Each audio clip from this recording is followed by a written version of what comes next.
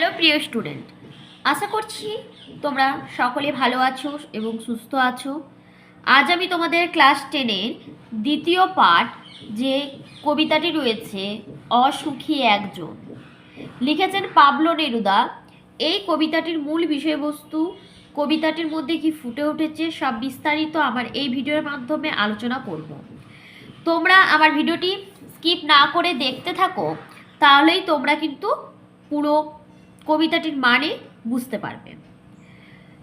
আর আমি একেবারে জলের মতো সহজ করে তোমাদের কিন্তু কবিতাটি বোঝাবো। তাহলে চলো শুরু করি। তার আগে জানবো, এই যে অসুখী একজন, পাবলো নেরুদার লেখা, এটা কোন কাব্যগ্রন্থ? এগুলো কিন্তু ছোট ছোট প্রশ্ন পরীক্ষাতে আসেই। এটা কিন্তু আমি এখানে লিখে দিচ্ছি, বিদেশি ফুলে রক্তের ছিটে কাব্যগ্রন্থ। কাব্যগ্রন্থ হচ্ছে বিদেশি ফুলে রক্তের ছিটে, এটা। আর এই যে অসুখী একজন, এই কবিতাটির ইংরাজি একটা তর্জমা আছে। ইংরাজি নামটা হচ্ছে দ্য আনহ্যাপি। এগুলো কিন্তু শর্ট প্রশ্নতে আসে। ওয়ান, দ্য আনহ্যাপি ওয়ান, এটা হচ্ছে ইংরাজি তর্জমা। এবং তর্জমাটি এখানে কিন্তু পাবলো নেরুদা লিখলেও তর্জমা করেছিলেন নবারুণ ভট্টাচার্য, ওটার আমি এখানে লিখলাম না, নবারুণ ভট্টাচার্য হয়েছে। এবারে দেখো, এই যে কবিতাটি, কবিতার মধ্যে কি ফুটে উঠেছে, কি বলতে চেয়েছেন, এখানে আমি পড়বো এবং তোমাদের মানে সহ বুঝিয়ে যাব। বলেছে, আমি তাকে ছেড়ে দিলাম, অপেক্ষায় দাঁড় করিয়ে রেখে দরজায়, আমি চলে গেলাম দূর দূরে। কে বলছে কথাটি? কথাটি বলছেন কোথক। বলছে আমি তাকে ছেড়ে দিলাম, কোথক কোনো একজনকে ছেড়ে দিয়েছেন, চলে গিয়েছেন অনেক দূরে, অপেক্ষায় দাঁড় করিয়ে রেখে দরজায়, দাঁড় করিয়ে রেখেছেন অপেক্ষায়। সে জানতো না আমি আর কখনো ফিরে আসবো না, সে জানতো না। এখানে দেখো, এই 3-4টে লাইন পরে আমরা বুঝতে পারছি এখানে লেখক তার প্রিয়তমাকে এই কথাগুলো বলছে, অর্থাৎ লেখক বা কথক এখানে ছেড়ে চলে গিয়েছেন তার প্রিয়তমাকে। কোথায় গিয়েছেন, কি জন্য গিয়েছেন, সব আমরা এরপর থেকে জানতে পারব। তাহলে আমরা এই 4 লাইন পরে এইটুকু বুঝতে পারলাম যে ছেড়ে চলে গিয়েছেন কথক তার প্রিয়তমাকে, অনেক দূরে চলে গিয়েছেন এবং তার প্রিয়তমা জানতো না যে সে আর কখনো ফিরে আসবে না। তার আগে বলি, আমি দ্বিতীয় পার্ট থেকে এই জন্য শুরু করলাম কারণ প্রথম পার্ট তোমাদের যে জ্ঞানচক্ষু চ্যাপ্টারটি রয়েছে সেটার ভিডিও কিন্তু আমি 2টো ভিডিও আমার চ্যানেলে আপলোড করেছি।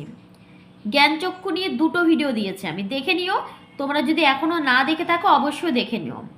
আরেকটা কথা জানাই, যদি তোমাদের কোনো রকম প্রবলেম হয় সাহিত্য বিষয়ে অবশ্যই কমেন্ট করবে। আমি কিন্তু তোমাদের সেই কমেন্ট অনুযায়ী অবশ্যই চেষ্টা করব ভিডিও দেওয়ার। আর আমি কিন্তু এবারে পরপর ভিডিওগুলি দিতে থাকবো, তোমরা কিন্তু দেখতে ভুলবে না। চলো শুরু করি তাহলে। একটা কুকুর চলে গেল, হেঁটে গেল গির্জার এক নান, একটা সপ্তাহ আরও একটা বছর কেটে গেল।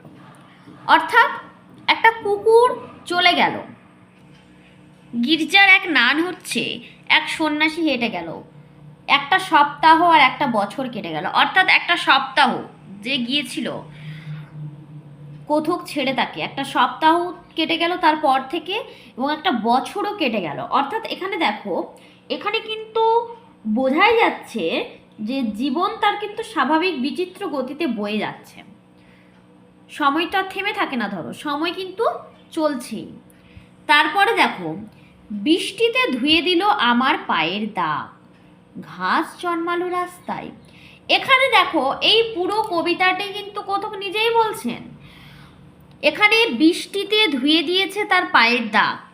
সে যে হেঁটে গিয়েছিল, যে কথক যে হেঁটে গিয়েছিলেন, সেই হেঁটে যাওয়ার পরে সেই কি দাগ, সেই কি চোপ এখনো পড়ে থাকবে রাস্তার মধ্যে? না, পড়ে থাকবে না। সেই বৃষ্টি হবে, প্রকৃতির যে কোনো বৃষ্টি ঝড় যে কোনো হলেই দেখো পায়ের দাগ আর থাকবে না, ওটা মিটে যাবে। তো পায়ের দাগও কিন্তু মুছে গেছে, রাস্তায় ঘাস জন্মালো, রাস্তায় দেখবে দীর্ঘদিন যদি ওই রাস্তায় বা চলাফেরা না হয় বা এরকমও দেখবে রাস্তায় কিন্তু ঘাস জন্মে। এই লাইনটার মানে আমরা এখানে বুঝতে পারছি যে সময় কিন্তু থেমে নেই, সময় কিন্তু চলছে। তারপরে দেখো নেক্সট পার্ট বলেছি, আর একটার পর একটা পাথরের মতো পরপর পাথরের মতো বছরগুলো নেমে এলো তার মাথার ওপর, তার বলতে ওই প্রেয়সী। তো এখানে বলছে পাথর প্রচণ্ড শক্ত ভারী, সেরকম ভারী কঠিন পাথরের মতো কিন্তু বছরগুলো পরপর নেমে এলো, অর্থাৎ অনেক দিন অনেক বছর কেটে গেল তার প্রিয়জনের অপেক্ষায় করতে। তারপর যুদ্ধ এলো, রক্তের এক আগ্নেয় পাহাড়ের মতো শিশু আর বাড়িরা খুন হলো, সেই মেয়েটির মৃত্যু হলো না। অর্থাৎ তারপর যুদ্ধ এলো, তারপরে যুদ্ধ এলো রক্তের এক আগ্নেয় পাহাড়ের মতো। কেমন যুদ্ধটা? রক্তের এক আগ্নেয় পাহাড়, অর্থাৎ পাহাড়ের আগ্নেয় পাহাড় দেখেছে অনেকেই দেখনি, তো যারা দেখেছে তারা জানবে রক্তের এক আগ্নেয় পাহাড়ের মতো যুদ্ধ এলো, এত ভয়াবহ ভয়ানক বিভৎস যুদ্ধ।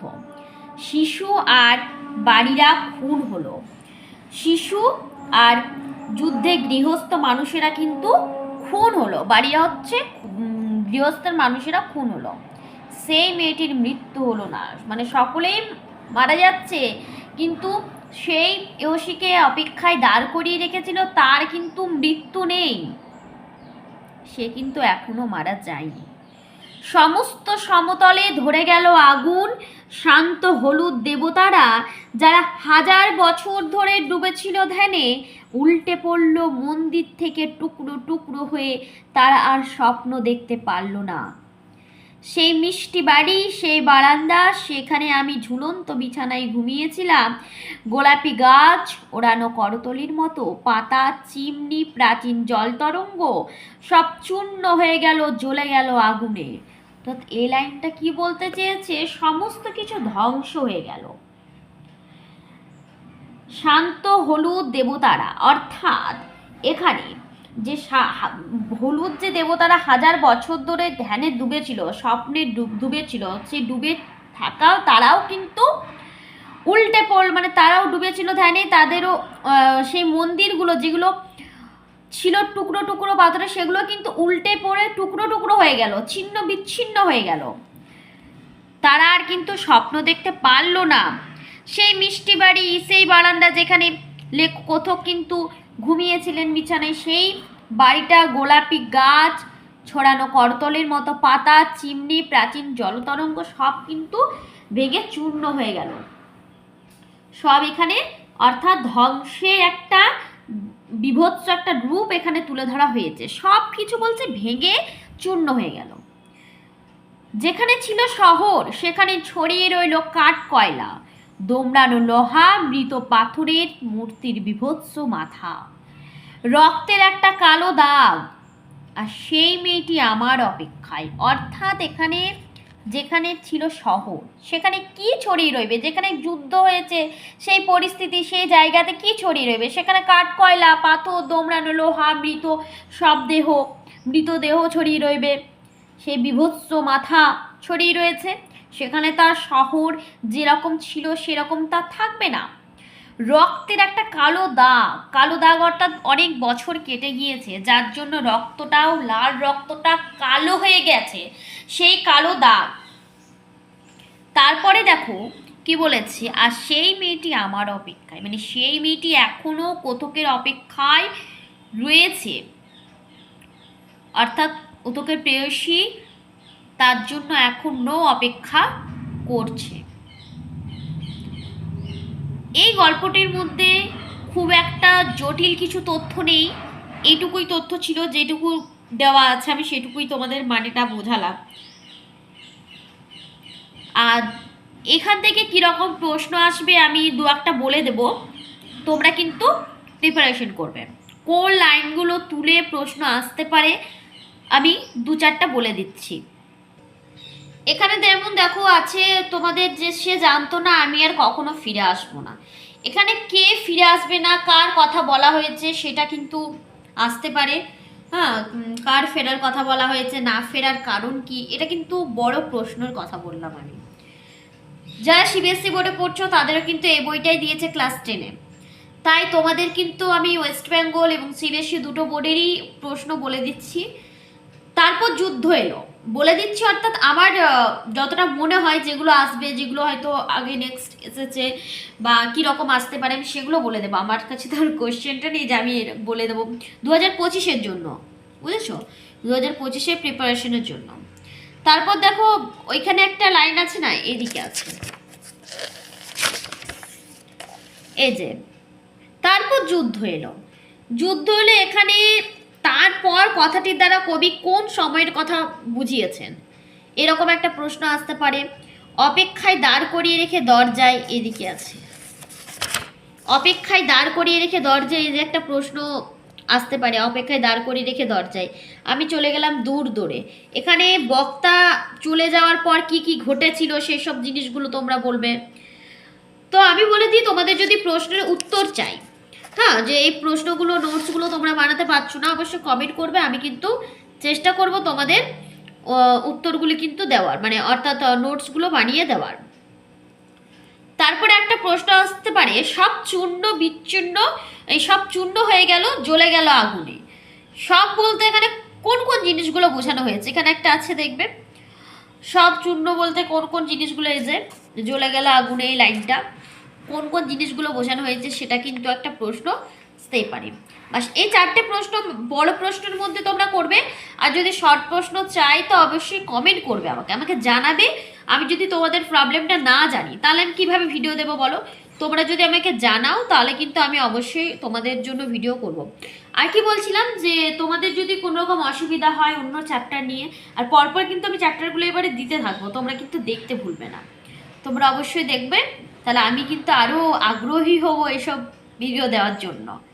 তো আজকে আমার ভিডিওটা এই পর্যন্তই থাকলো, তোমরা ভালো থাকবে, সুস্থ থাকবে, আমি নেক্সট পার্ট খুব শীঘ্রই তোমাদের জন্য নিয়ে আসবো।